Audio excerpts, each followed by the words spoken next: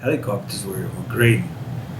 Most helicopters had double machine guns on their side, so I wasn't in the war, but we're the same generation, so I lived in Vietnam like we all did. Um, and for years after the Vietnam War, whenever I heard a helicopter, I thought of the war. And I wasn't even there. I can imagine someone who served like you and like so many others, the triggers that must have existed when you came back. Do you think that your memories and dreams are similar to what some people today talk about PTSDs? let's say I understand them, Mm-hmm. but similarity there could be some, but everybody's different, and so what affects one person might not affect the other one. Mm-hmm. Um, but now that you mentioned helicopters, yeah, I cannot help to associate the helicopters with Vietnam.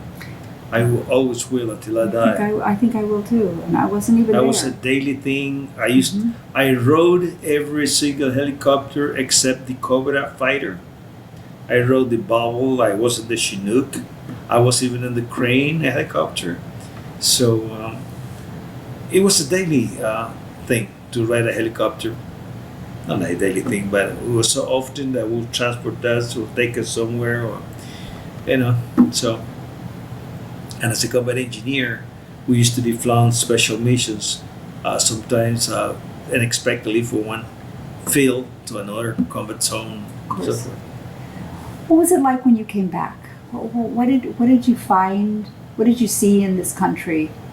The reaction of the public. Cold, very cold. Really? Like we didn't do the right thing. Of course, the people close to you, they will always say thank you and will care for you. But in general, it was a like a cold bucket of water that people throw at you if you came from Vietnam. I mean, it wasn't our fault, I guess. I mean, we served the nation. Every soldier that went to Vietnam complied with the U.S. forces, did its service. I mean, that's what a soldier has to do. Mm-hmm. Go and serve. Go and fight.